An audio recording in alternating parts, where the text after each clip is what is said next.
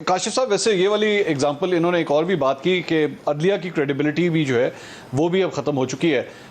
लेकिन इस वक्त ये जो कहा जाता है, जो खासतौर पे चीफ जस्टिस के हिमायती हैं पाकिस्तान तहरीक-ए-इंसाफ, वो कह रहे हैं अभी तो बनना शुरू हुई है, अब जो कुछ हो रहा है तो ये इतनी पावरफुल आपने पोजीशंस पहले कभी अदलिया के अंदर देखी हैं जो अब बन रही हैं, जो चीफ जस्टिस अब पोजीशंस ले रहे हैं, वो उसके बारे में भी बात करते हैं। और दूसरा, क्या वाकई ये सिर्फ फेसबुक और ट्विटर की ही शोहरत है जो सियासी जमातों के साथ है, या एक्चुअली मोस्ट प्रॉब्ली मेरे ख्याल में अबसार साहब PTI की बात करें या इमरान खान साहब की बात करें, मेरा ख्याल जो रियल पावर है ना वो बैलेट बॉक्स से पता चलेगा। ये नहीं कि बिल्कुल उनकी वो पॉपुलर नहीं है या अनपॉपुलर, ये नहीं मैं कह रहा। मैं कह रहा हूँ जो स्ट्रेंथ सोशल मीडिया पे नजर आती है वो बैलेट में एक्चुअलाइज होते हुए टाइम लगता है। काशिफ साहब, यू एग्री विद दैट? देखिए, मैं इसलिए सियासी जमातों का जब आप रवैया देखें ना और देखें कि जिस तरह पीडीएम इलेक्शन में नहीं जाना चाह रही, उससे ये पता लगता है कि वो इलेक्शन के बारे में सोचते हैं कि आप तो ज़ाहिर चाहे मुखालिफ हो चाहे अपने हो, सारे के सारे यही कह रहे हैं कि दे रनिंग अवे फ्रॉम इलेक्शन। क्यों भागेंगे? अगर उनको पता हो कि हम इलेक्शन जीत जाएंगे और हम हुकूमत बना लेंगे, कौन इलेक्शन से भागता? ठीक है, आपको याद होगा जिस दिन नवाज शरीफ साहब ने ये कहा, जब हुकूमत ये गिरी, इमरान खान साहब के खिलाफ नो कॉन्फिडेंस आया, सबसे अच्छा टाइम था इलेक्शन में जाने का। वो लंदन तो कह रहा था कि इलेक्शन में जाओ। वो यहाँ पर लोगों ने कोई फैसले किए होंगे कि हमने क्या करना है, कुछ फैसले फूसले होते हैं ना जो डीलें डूलें बनाई होती हैं तो उस डीलों की वजह से उन्होंने सियासी फैसले किए। अच्छा, अगर चले जाते तो आज 5 साल के लिए सुकून से बैठे होते, मुश्किल फैसले भी हो रहे होते, लेकिन वो फैसलों की वजह से अब मैं ये बात एक मिनट सिर्फ ये पॉइंट ये आप ये कह रहे हैं कि अगर उस वक्त चले जाते, इलेक्शन में चले जाते, आराम से जीत जाते with General Faiz over there, absolutely, क्योंकि फैज तो जा चुके थे भाई। नहीं, आप कब की बात कर रहे हैं? बदल चुके हैं ना, वोट ऑफ नो कॉन्फिडेंस नहीं, जा चुके से मुराद के जनरल फैज स्ट्रक्चर में तो थे ना। एक बात मानता हूं, मेरी बात सुने, मैं ये मेरा अपना ख्याल है, मैं गलत भी हो सकता, कोई चीफ जस्टिस किसी को इलेक्शन नहीं जिता सकता। अच्छा, ना हरा सकता। ये जो बात हो रही ना सितंबर में कोई और आ जाएगा, कुछ नहीं होगा। फैसले जरूर हो सकते हैं कि कोई अभी फैसला करवा दे, कोई उस वक्त भी इंटरफेयर ना करे और कहे कि पार्लिमानी मामलात में इंटरफेयर नहीं करता। बैलेट कोई नहीं भरवा सकता किसी। एक साकिब निसार साहब ने रोल नहीं अदा किया था? नहीं, वो तो किसी को निकालने में कोई सियासी अल्टीमेटली रिगिंग तो हो सकती है ना।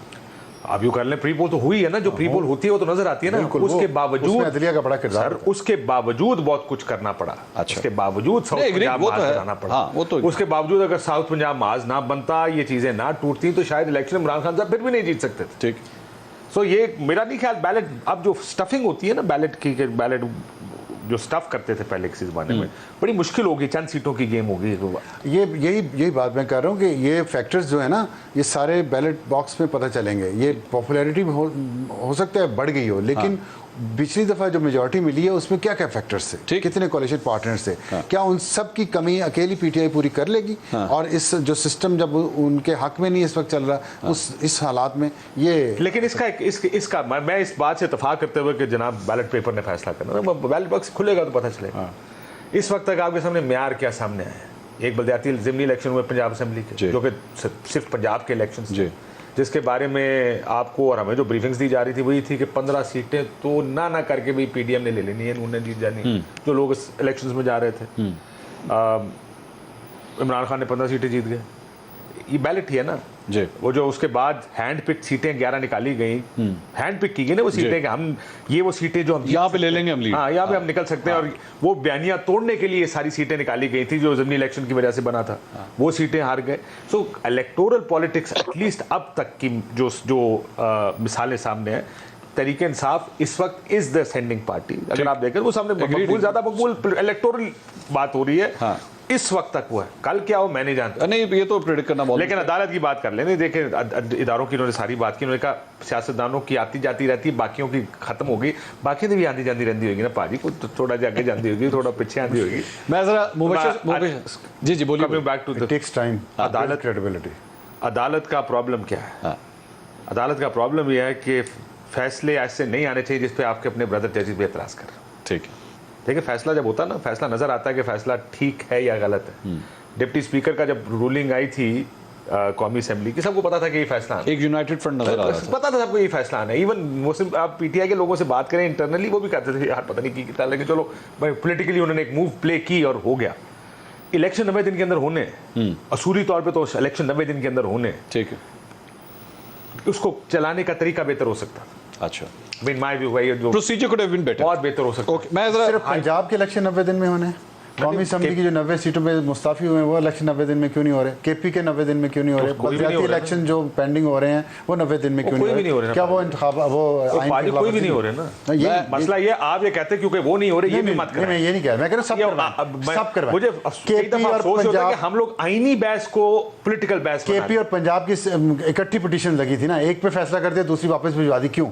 क्योंकि ये बात करें, क्योंकि 2 पिटीशंस का फैसला ये था कि एक तारीख गवर्नर ने देनी है, एक तारीख सदर ने देनी है। सदर ने अपनी दे दी है, गवर्नर नहीं दे रहा, तो क्यों वो वापस आ रही है। तो फिर गवर्नर को भी मैं ये नहीं देखिए मसला ये आपकी, तो गवर्नर को भी मैं तो कहता हूं सर आपकी ख्वाहिश तो ये है कि 10 साल असेंबली में इलेक्शन ना हो, लेकिन मसला ये आइन के मुताबिक चलाना है या ख्वाहिशात के मुताबिक चलाना है। मेरी ख्वाहिश की बात नहीं हो रही, मैं कह रहा हूं पिक एंड चूज ना करें। सर मुझे ये बताएं, इस पे मैंने फैसला दे देना, इस पे मैंने नहीं। मुझे सिर्फ एक बात है, फैसला किसने करना? क्यों लाहौर हाई कोर्ट फैसला किसने करना? हाई कोर्ट ने करना, नहीं आइन ने करना।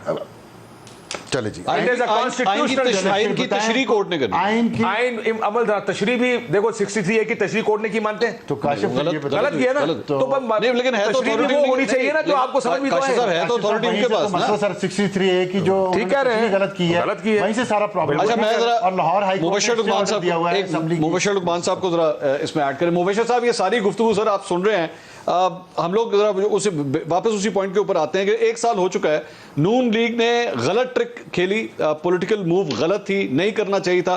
मैं अभी ये काशिफ साहब से यही सवाल कर रहा था कि जनरल फैज तो तब भी सिस्टम का हिस्सा थे और यही सबसे बड़ा डर मुस्लिम लीग नून को था कि जी इनके वहां पे होते हुए जो है हमारी बारी नहीं आ सकती। गलत मूव थी नून लीग की तरफ से? नहीं, अपना मंसूर मेरा ख्याल है कि बिल्कुल सही मूव थी, क्योंकि जनरल फैज़ ने और इमरान खान ने सबको दफन कर देना था बाकायदा, अपने सियासी मुखालफीन को भी, अपने नाकदीन को भी, अपने क्रिटिक्स को भी, इसमें कोई दो राय नहीं है। लेकिन fact of the matter is कि जिस दिन इमरान खान ने इस्तीफ़ा दिया उससे 2 दिन पहले इमरान खान की मकबूलियत का जो ग्राफ था वो ज़ेर ज़मीन नज़र आता था। मैं तो ये कहता था कि PTI का कोई टिकट नहीं लेने वाला, लेकिन फिर वो एक स्पीच की उन्होंने, जो उन्होंने साइफर दिखाया और उसके बाद जो उन्होंने बिल्डअप करना शुरू किया, तो देखिए अभी इलेक्शन होगा तो पता चलेगा। लेकिन मैं आपको इस वक्त तक अपनी राय, विच कैन बी रॉन्ग, कि इस वक्त अगर पाकिस्तान में कोई भी मकबूल जमात है हकीकी मानों में तो वो सिर्फ और सिर्फ तहरीक इंसाफ है। और 4 जमातें मैं समझता हूँ उनका पॉलिटिकल कैपिटल जो है वो दफन हो चुका है। एक मुस्लिम लीग काफ का पॉलिटिकल कैपिटल दफन हो चुका है। MQM जो है वो बहुत ही ज़ेर ज़मीन पहुँच गई है। ANP जो है मुझे इट डजंट फिगर एनीवेयर, और अगर विजिबली सबसे ज़्यादा नुकसान हुआ है किसी को तो वो पाकिस्तान मुस्लिम लीग नवाज को नुकसान हुआ है। और ये बिल्कुल अफसार साहब की बात सही है, काशिफ साहब की भी सही है कि election are the right parameter. लेकिन हम जो मैं चीज़ देख रहा हूँ, पहली बारी घरों के अंदर लड़ाई हो रही है और घरों में लोग डिवाइड हुए हैं। मैंने अपनी ज़िंदगी में ऐसा नहीं देखा था, which is very surprising. Normally पूरा घर जो है वो एक जमात की तरफ होता था और यहाँ पे बड़ी वाज़ेह डिविजन्स हैं, पोलराइजेशन आप कह लें, जो मर्जी के खिलाफ है जी। ये लग रहा तेरे बच्चे तेरे खिलाफ है कि नहीं भाई? अच्छा तो ठीक है जी, बिल्कुल तुसी बोल लिया, फोन मैं गल कर लवा। बोले मुबशर साहब बोलिए।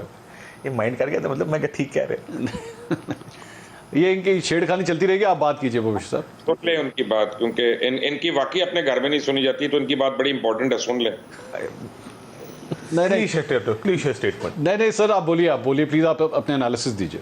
मैं ये कह रहा हूँ, देखें तज्जिया हमारा गलत भी हो सकता है। मैं तो ये समझता था बाई इलेक्शन से नून लीग स्वीप कर लेगी, 20 में से मुझे नहीं समझ आ रहा था कौन सी सीट हारेगी, और वो सारी की सारी हार गए। और बल्कि आप ही के प्रोग्राम में इरशाद भट्टी साहब ये क्लेम कर रहे थे कि वो हारेंगे और मैं कहता नहीं हारेंगे, ठीक है ना, और वो गलत हो गया जी। ऐसे ही हमें उस दिन का ये नहीं पता कि कैंडिडेट कौन खड़ा होगा, उस दिन क्या हालात होंगे, क्या चीज होगी, किस तरह वर्किंग, या हमजा शहबाज और मरियम नवाज की आपस की लड़ाइयाँ नहीं खत्म हो रही, या शहबाज शरीफ को और नवाज शरीफ के इख्तलाफात नहीं खत्म हो रहे, या इस मिफ्ता इस्माइल के इख्तलाफात आपस में खत्म नहीं हो रहे बल्कि मंजरे आम पे है। मैं कैसे कह दूं कि वो पॉपुलर जमात है? दे आर नॉट पॉपुलर, ठीक है, they are known, they are very well known. अच्छा, दूसरा, इमरान खान की मकबूलियत में जो एक खौफनाक इजाफा हुआ है, उसकी एक बहुत बड़ी वजह इमरान खान को नहीं वो लोग पसंद करते इतना, वो इन लोगों के खिलाफ है जो PDM में, वो इनके, वो कहते हैं यार एना के मुकाबले तो ठीक है, यू नो, वो ठीक है, वो उस तरह के वाइब्रेंट नहीं होंगे, पॉलिटिकल वर्कर नहीं होंगे, ये नहीं होंगे, वो नहीं होंगे। लेकिन अच्छा, वैसे तो मैं मुबशिर क्या- साहब एक यहाँ पूछना चाहूंगा आपसे, ये जो अभी थोड़ी देर पहले आपने ये तमाम लड़ाइयों का जिक्र किया, and you are factually right, मैं आपकी बात से एग्री करता हूं, लेकिन ये वो वाली लड़ाइयां नहीं है सर जब टीम बेसिकली हार रही होती है। क्रिकेट की अगर एग्जांपल लें, आप भी खेलते रहे, काशिफ भाई भी खेलते रहे, ये बेसिकली टीम जब हार रही होती है ना, तो इन फाइटिंग तब शुरू होती है, एक दूसरे के ऊपर इल्जाम तब शुरू होते हैं। सो दिस मीन्स कि मुस्लिम लीग नून को खुद भी इस बात का पता है कि our house is not in order. Mansoor साहब, मैं एक बात पे बिलीव करता हूँ, जब तक मियां नवाज शरीफ पाकिस्तान वापस नहीं आते और कम से कम 6 महीने जेल में नहीं रहते और जेल से इलेक्शन की कैंपेन नहीं करते, मुस्लिम लीग नून को इलेक्शन में कोई स्कोप नहीं है। और आधी ज्यादा मुस्लिम लीग नून दुआ ये कर रही है कि किसी तरह शहबाज शरीफ नाअहल हो जाए सुप्रीम कोर्ट के आगे, उससे मुस्लिम लीग जिंदा हो जाएगी, कोई और वजीर आजम बना देगा, मुस्लिम लीग को जो है सिंपैथी वोट ले जाएगी, जिंदा हो जाएगी। ये बाकायदा वो दुआएं कर रही हैं।